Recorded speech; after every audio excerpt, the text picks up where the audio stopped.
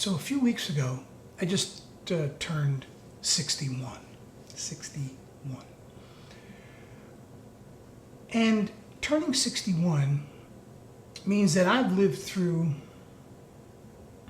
pretty much the last half of the 20th century, and, so far what we've got in the 21st century.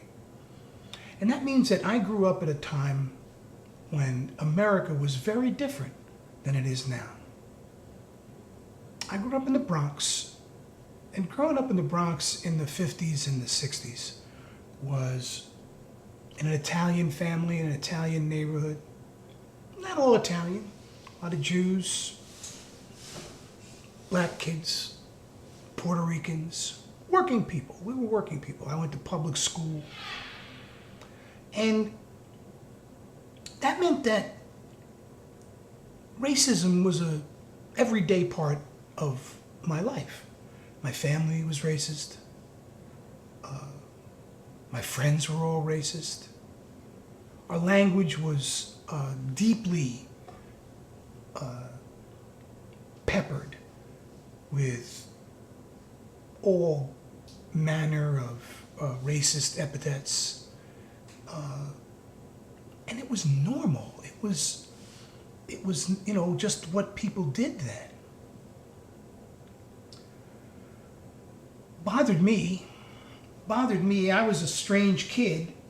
I had different ideas. I don't know where they came from. I swear, I don't know where they came from. I had different ideas than my friends and my family about race, and not when I was young, but when I got to be a teenager. It was just weird. It just struck me as weird that we still had this hangover of racism. 100 years, less than 100 years when I was growing up after the Civil War.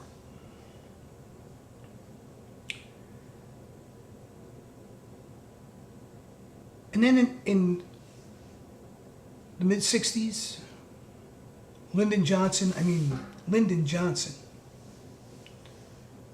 was responsible for the Voting Rights Act. And I remember what preceded the Voting Rights Act. I remember the National Guard going into Little Rock. I was a little kid. I remember the National Guard going into Little Rock. I remember Eisenhower sending the National Guard into Little Rock.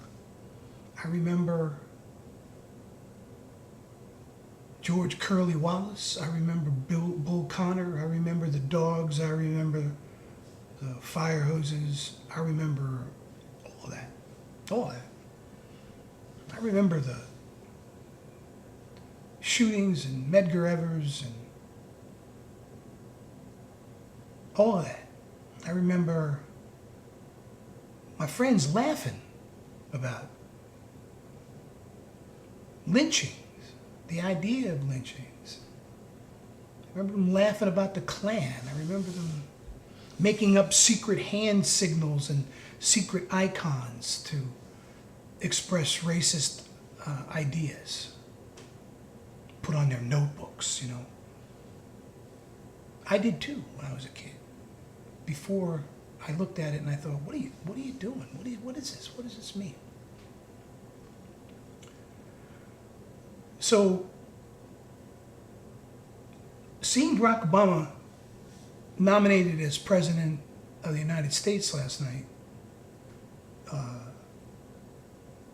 regardless of what you think of him politically, regardless of what happens in the election, is a monumental moment. In my life, it's a monumental moment. And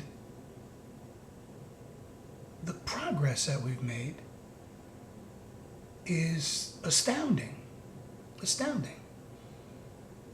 Now, I know we know, forget about me, we know that there are still, there are still racism. Racism is not going to go away. But institutional racism, legitimized racism, separate but equal, black water fountains, not being able to sit at lunch counters, not being able to get jobs, not being able to marry interracially. Remember? That's gone. That's gone. And now there's a African American man running for the presidency of the United States. I didn't think I'd see this in my lifetime. I did not think I would see this in my lifetime. So it's easy to forget when you're in the middle of something amazing that you're in the middle of something amazing. But for me, last night was a pretty amazing moment in my life just to be able to say, wow, I got to see this after where I came from. And I came from, the part of the country that was supposed to be, cool with people being black. We weren't all that cool. We still may not be all that cool with it. But institutional racism. And you know where that comes from? The beginnings of that? It comes from the military. It came from Harry Truman, saying, nope, we're going to have black.